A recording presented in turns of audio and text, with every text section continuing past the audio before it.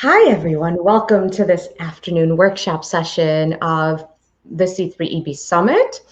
I am so excited to introduce this presenter to you today. We've had some amazing conversations since we've met on LinkedIn. And this really is the power of this greater movement and it's a testament to this greater movement toward equity, belongingness, and intentional inclusion, because when we are intentional about doing this work and making this connection, making these kinds of connections, you get to meet amazing people like our presenter now, Kobena-Marcus J. So without further ado, it is my utmost pleasure to welcome Kobena to the C3AB Summit platform to share his insights on the adaptive journey of a confused kid. Hi, Kobena, how are you? I'm wonderful. Thank you very much, Parajita. I'm so No. glad to be here. Yeah, so I just want to introduce you to all of our viewers.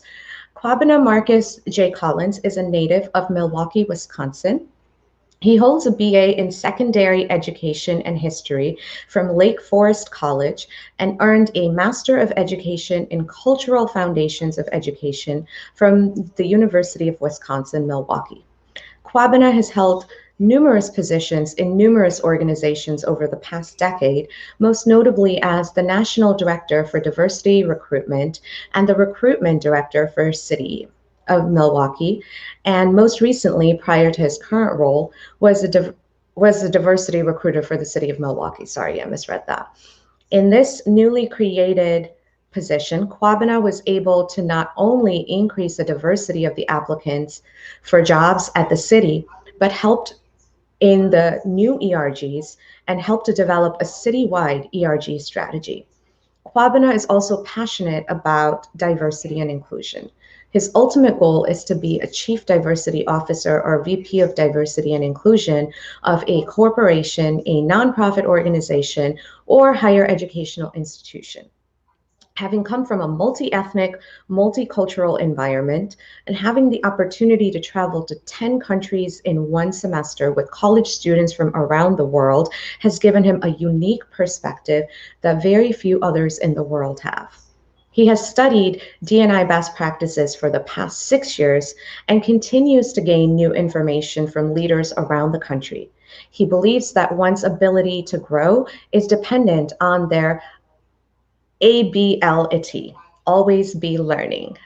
That is fantastic. And as just quick housekeeping for everybody, make sure you comment using our YouTube channel, because then Kobena will be able to see and respond to your comments once his presentation is done. But yeah, without further ado, Kobena, take it away, please. Right. Thank you so very much. Again, everyone, it's so great to be here with you today. I'm glad to be able to share my story. I'm just going to take a second and share my screen so that you all can see my slides.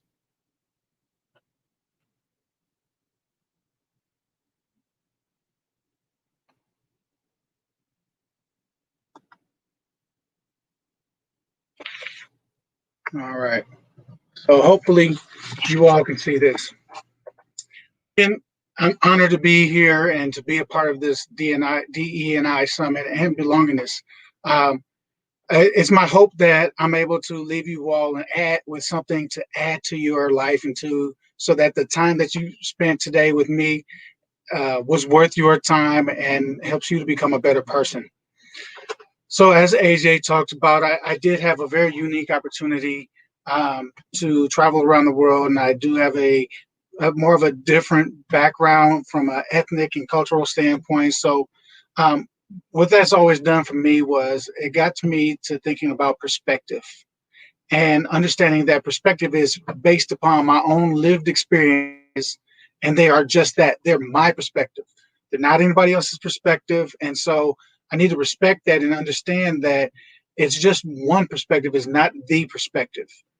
And so hopefully today, my perspective helps open your mind and allow you to think. You can challenge the ideas that you have based on your perspective. Your lived experience have taught you how to be who you are today, and every experience that you have helps you to adapt and to change and to have the opportunity to be a better for yourself, for your family, for your community, and for the organizations that you represent. I think the key to learning is listening, and especially for a leader to be able to lead and have the opportunity to have other people's ears. That's the best thing that we can do, is listen to gain perspective of others. So again, as I talked about briefly, the art of life. I love this quote. This is something that, as I was preparing for this today, it just hit me hard. The art of life is a constant readjustment to our surroundings. That's essentially what my life has been, is what my journey has been. And today I want to share with you. And with that said, I am a confused kid. I grew up in a few confusing world. I was the confused kid, and in some ways I still am. I titled this "The Adaptive Journey of a Confused Kid" because that's what I am. As a confused kid, I still came from a loving household that had a lot going on. I was the youngest of 5 kids. I have 3 older sisters. One is white and lesbian from my mother's first marriage. One is black and single is from my father's first marriage. And then another black sister from my father's relationship between his wife and his longtime girlfriend, ultimately his wife, and my mother. He had another daughter. Then comes along my brother and myself, both being of mixed, multi-ethnic backgrounds. You can imagine this could create an interesting dynamic. But my story doesn't begin in 1979 when I came into this world. It began in 1973 when a black man who was a former Marine veteran, born and raised in the rural part of Mississippi, that moved to Milwaukee as a teenager, finished his time in the military, called his cousin at a local George Webb in Milwaukee, Wisconsin, to ask his cousin to bring him some food in the morning when she got off from third shift. On that particular day, his cousin was not available or was helping a customer, and she handed the phone to this blonde-haired, green-eyed white lady from South Milwaukee who has very strong and very direct German ancestry, whose grandparents had just immigrated to the States. And it was at that time, that they started to have conversations. And it wasn't anything other than just conversations for a long time. It was on that fateful day that, they started a conversation that landed them to talking every night for the next 2 months over the phone, still never seeing each other in person until June. And this was in April when he called. In June is when they finally saw each other for the very first time. They were kind of the precursor to online dating. Over time, they began to get to know each other and became friends, and somehow they ended up dating. And another couple years later, 4 years later, now mind you, about 4 years later, out comes this young multi-ethnic kid in May of 1977. Now, remember, I did say that I was born in 1979. So obviously, they had the first boy. They realized that they had some room for improvement, and they tried again. So in 1979, about a year and a half later, Yours Truly came out, and they immediately closed the baby making, and because they knew at that point that they hit the jackpot. So I know my siblings might not necessarily agree with me, and and that's fine because they know that that's not really true. But it's the only thing I have since, after all, I am the spoiled baby of the family. So with that being said, let me set the stage. So this is 1979, which is less than 10 years after it actually became legal for interracial relationships. Not just marriage, but also any type of authentic relationship. So 10 years prior, they could have been arrested and went to jail and never seen their families again. It was 1967 that the Loving versus Virginia Supreme Court case happened, where it became legal to marry interracially. At the time, they had a term called miscegenation. I want somebody to take a minute and go to Google, and I want you to look up this word.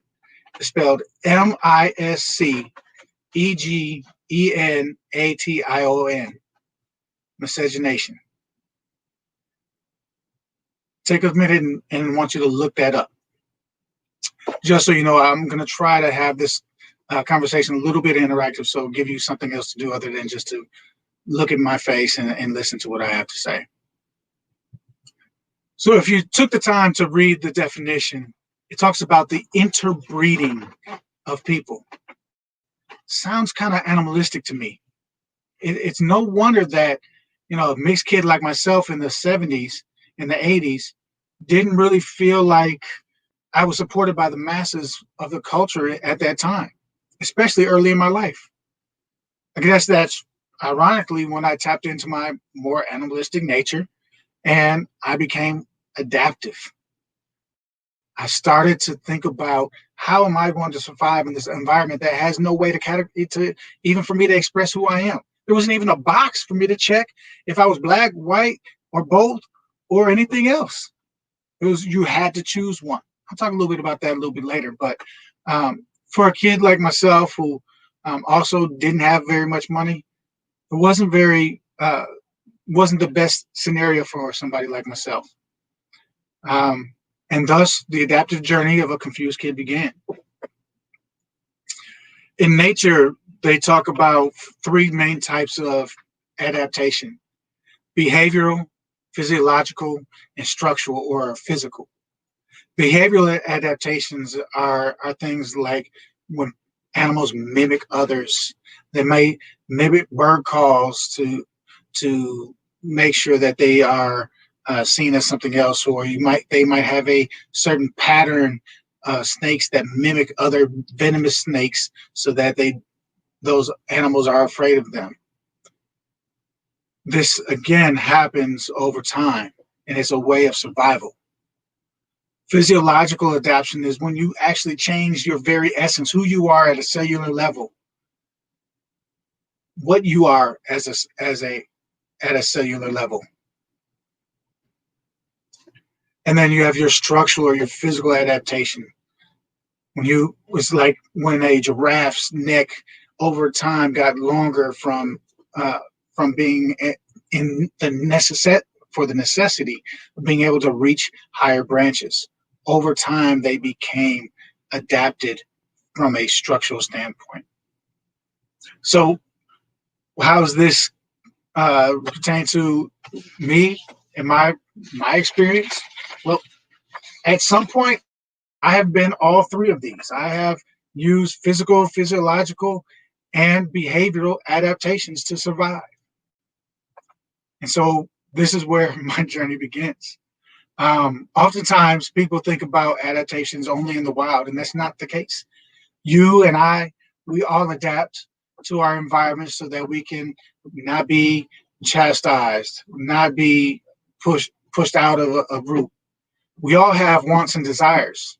We want to be loved by our friends and our family. We have a desire to live a happy life without being chastised or suppressed. These are basic needs, and in order for us to do that, oftentimes we do adapt. And again, as a confused kid, I use all three of these different adaptations. So I remember the first time I had to adapt. But before I get into that, I want you to take a trip down memory lane.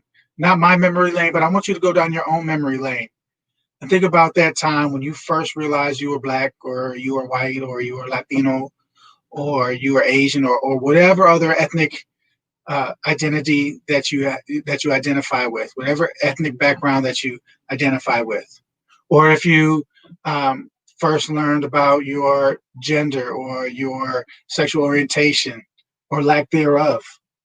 Think back to that time. I want you to think about the first conversation that you had with your family or your friends about race, about being Black and what that meant, about being gay or lesbian and what that meant. I want you to think about how you felt at that very moment. Take a minute to think about that.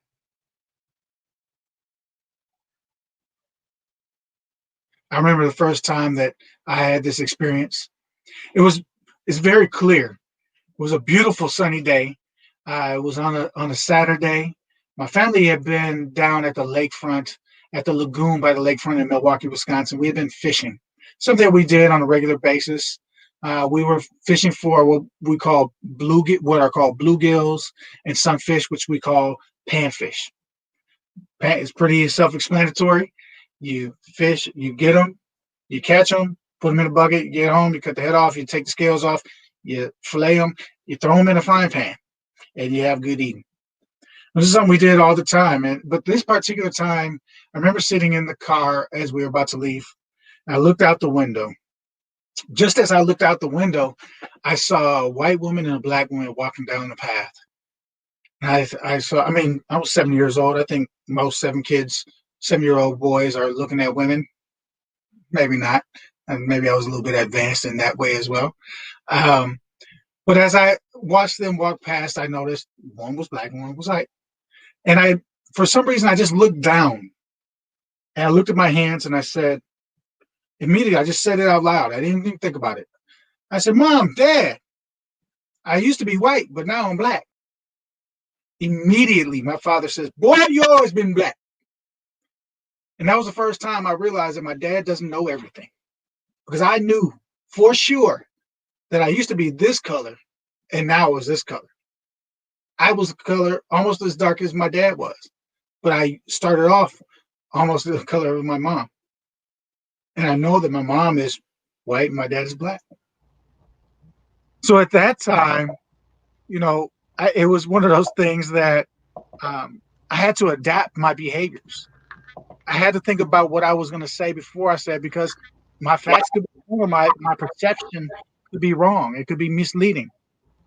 And so at that point, I started to adapt and not share exactly what was on my mind until I had a chance to cross-reference it. And it's puzzled me for years. I mean, after all, I was, my father told me I was Black, and he's Black, but my mom is white, and I look like a Puerto Rican. Good thing was that I grew up in a Puerto Rican neighborhood, and they were, Puerto Rican, Black, and white neighborhoods. So I kind of could say I was Puerto Rican. For a long time. I was Marco. And I started to hang out with my hermanos and my hermanas on the east side of Milwaukee. And unfortunately, in my youthful ignorance, the only thing I would say in Spanish was inappropriate words. Puto, pendejo, maricón. I was pretty good at them, but I didn't really even know what they did. But I had adapted, and I was mimicking some of the things that I saw, because that's where I felt like I could pass through and not be chastised, and I could kind of fit. Again, that's where I mastered mimicry, a behavioral adaptation. So turning back to you for your chance to do some visualization. When was it that you were deemed to be cool by your friends and by your peers?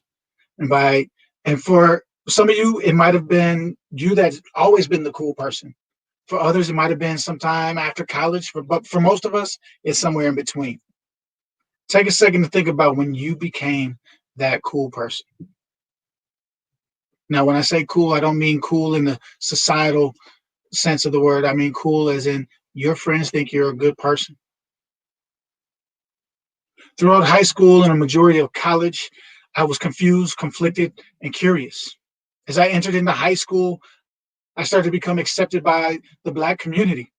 I started to gain my Blackness. I officially got a Black card in high school. As the sister started to look at me and say, "Hey, what's going on?" The brother's like, "Come on, man, let's go to this party." I started to be recognized as a leader. People thought I was smart. I don't know where they got all this stuff from, but for some reason, that's what they saw. And so I adapted. I became those things. I changed my physiology so that I could, at a cellular level, I became a leader. I became Black. I became a smart kid. These are the things. I started to walk like a leader, walk and talk like a leader, like a scholar. But again, it's created a new confusion for me. Because if I'm now Black, what does that mean for my whiteness? My mother is white, blonde hair, green eyes. Her maiden name is Zeminski. It doesn't get whiter than that. It's Polish.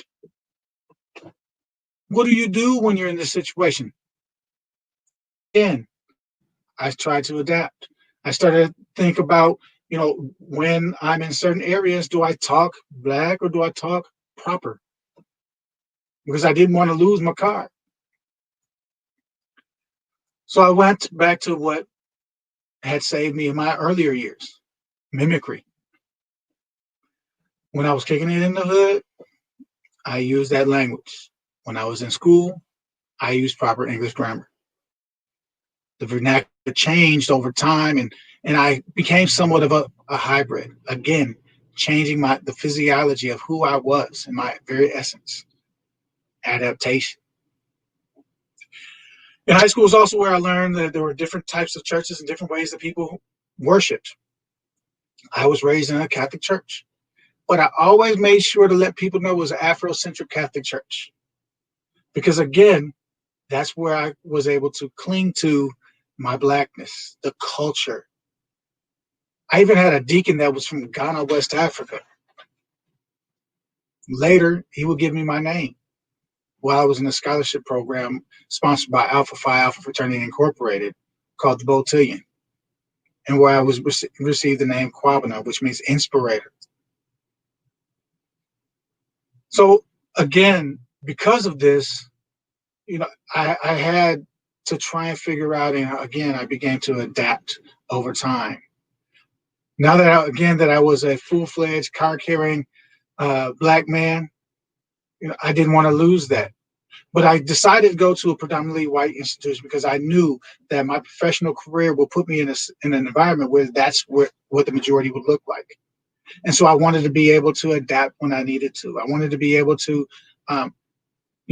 assimilate and mimic in the right way so that I could be successful in life. Again,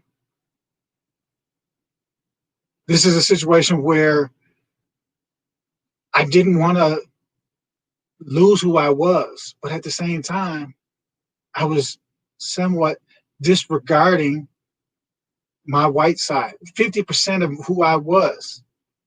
Again, I was confused and conflicted.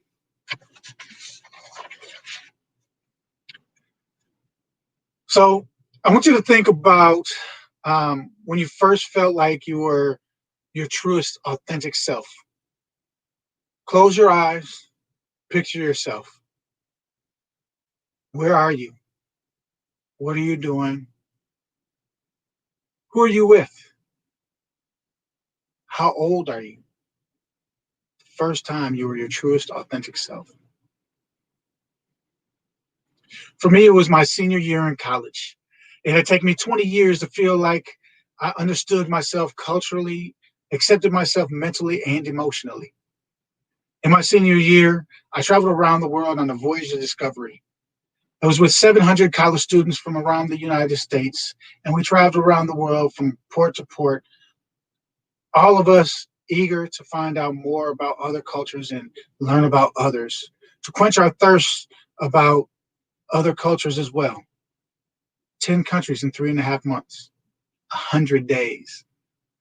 It was there that I embraced the name Kobena, that I was given again 4 years earlier, that I was just now comfortable sharing as my identity. It was a place where I could be who I wanted to be without judge. I could hang out with white kids. I could hang out with black kids. I could hang out with Puerto Rican, Latina, Mexican, Cubano. It didn't matter. In this one space in the world, I could just be. And it's something that I've held on to over the next 40 years. I still have friends from that time. I think that what was important about this particular experience was all the adaptations that I had learned to survive. I didn't need them anymore. I could go salsa dancing and not feel like I was trying to be something I wasn't. I could hang out with a Mormon kid. I could hang out with, a white girl from New York, a black guy from DC, a Mexican girl from Mexico, and a Vietnamese girl from California. And that's just what I did. I expanded who I was, and I adapted. I left all those other adaptations of mimicry, of changing who I was, and I was just me. It was in December of 2000 that we came back to the United States. And as you know, all good things must come to an end. Once I got back to the States, slowly but surely, society started to penetrate that feeling of being able to be myself, my truest, authentic self. And society started to tell me that I needed to pick up those adaptations again. So I pulled them back out. Over the next decade, I fought with myself to remain open to new experiences. But like many of us, I fell into what made me comfortable, my community. So here's where, a couple years later, 10 or so years later, 15 years later, I came to a time when I professionally, I felt like I wasn't moving anywhere. So I'm wondering if any of you have felt this way. You've been in your professional career and you're not moving up financially. You're not moving up from a position standpoint. Think about that time. How does that make you feel? What were your personal and professional challenges? For me, that time came in 2015 when I was realized that I was really good at recruiting. I was talented, gifted. I could sell water to a whale. Matter of fact, I could get a whale to come ask me to tell him or her about water and the benefits of water. I was good. The only problem was that as much as I loved what I did, I felt like I was hitting a wall, and financially and from a leadership standpoint. While I was at this particular organization, I was a part of an executive leadership program, and I learned about this thing called staffing agencies, and where a woman was able to make significant amounts of money for helping people find jobs. And I decided in 2015 I would start to explore that idea. And in 2016, I started my own staffing agency called Bridge Builder Professional Staffing. And it was at that point where I started to work really hard, and I adapted. I adapted to who I was. I adapted physiologically. I was able to change the make body so that I in, not literally but figuratively, because I was getting no's. A new staffing agency nobody knew anything about.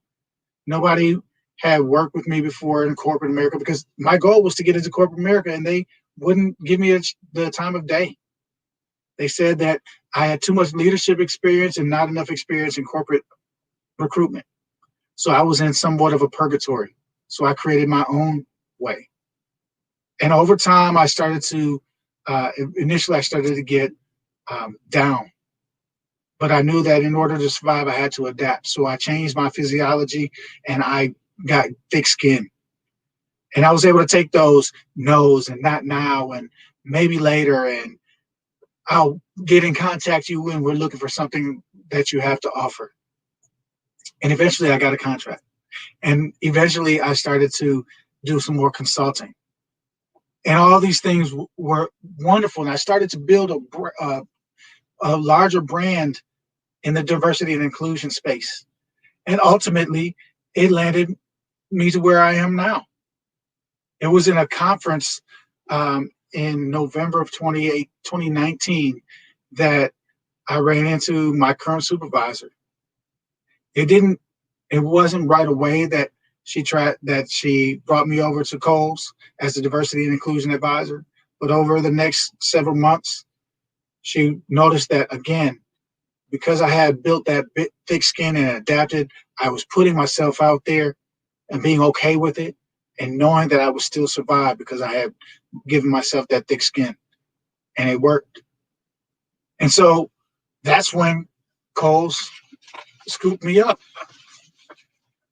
So I say all of this because over my lifetime, I've had to adapt.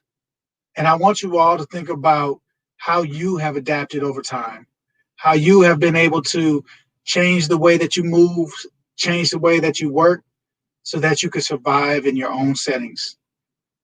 And I want you also to keep in mind that your perspective is just yours. It's your lived experience, and there is 100% validity to that. But the experience of everybody else is also 100% valid as well. So with that being said, I want to again thank you for your time. I hope that my voyage and the voyage of this confused kid helps you to think about things differently. And I hope you enjoy this summit. Thank you. Have a wonderful day.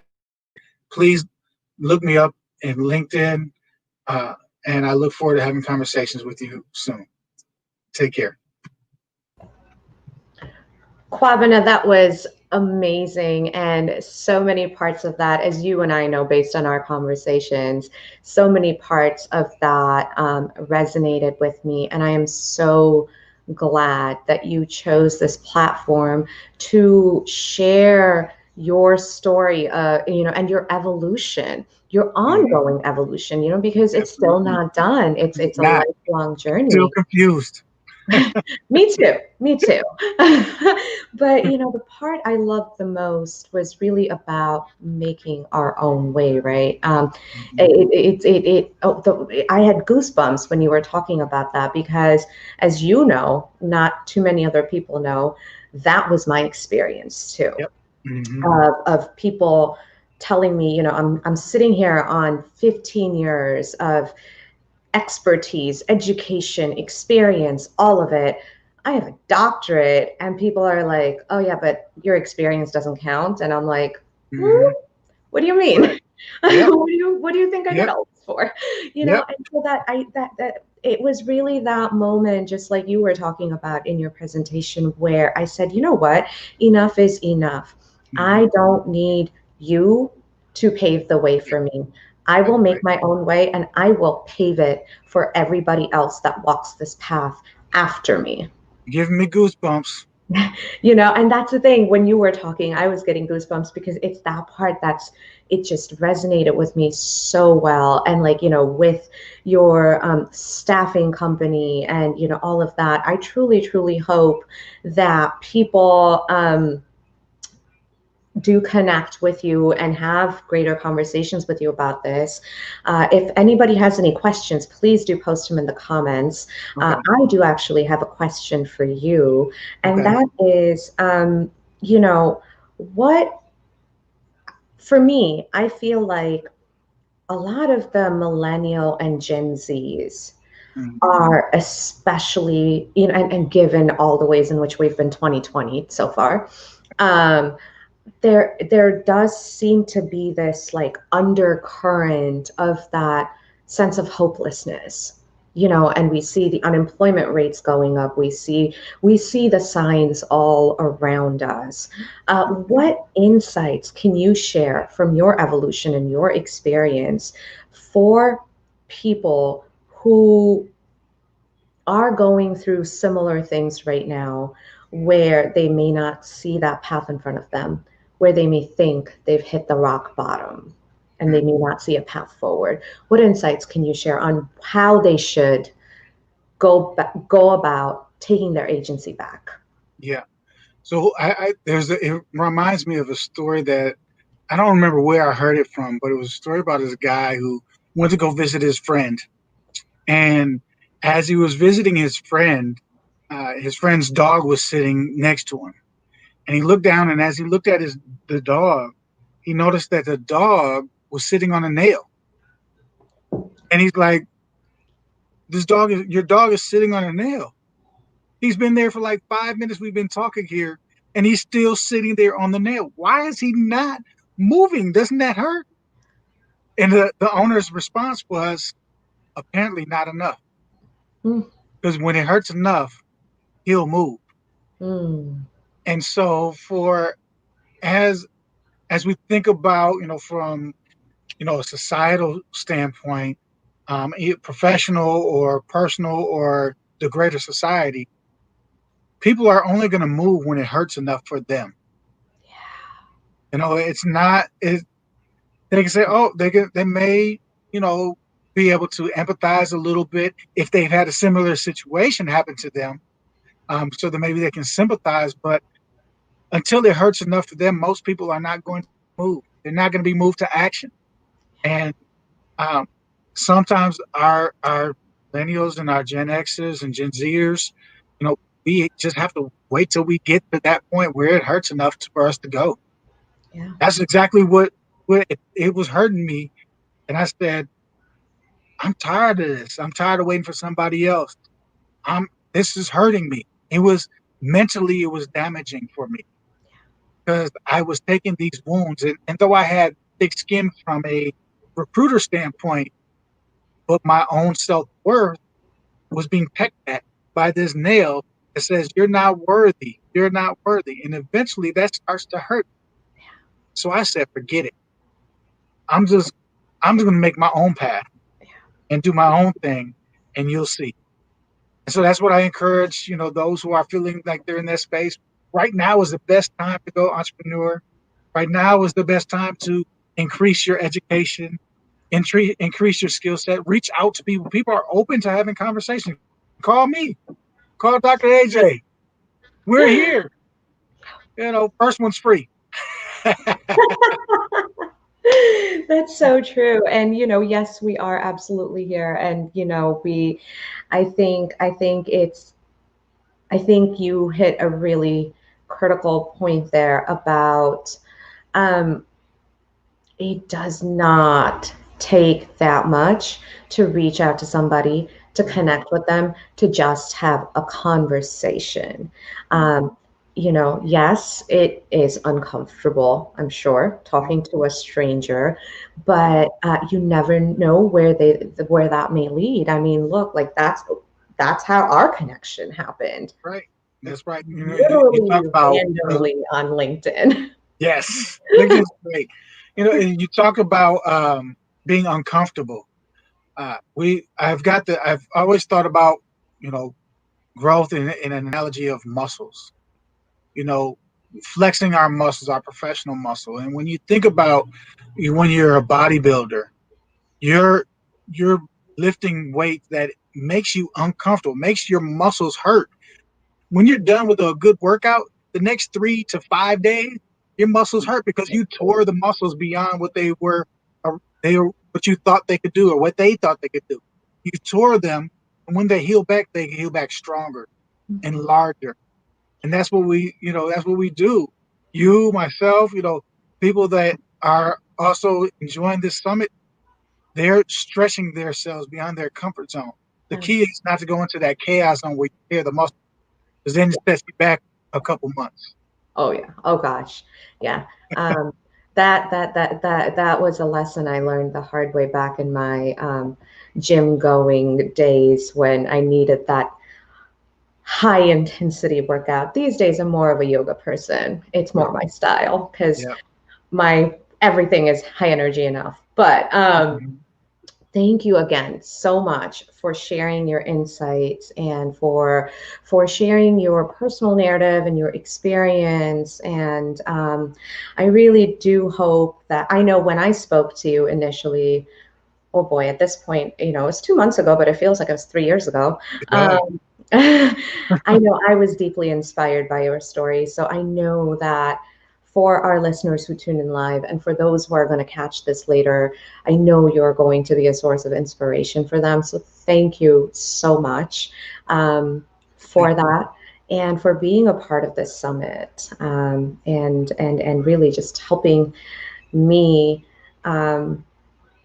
create, you know, be a, just create this movement for equity and belongingness and intentional inclusion and personal development and just all of it. So thank you. Absolutely. It's such an honor to be here.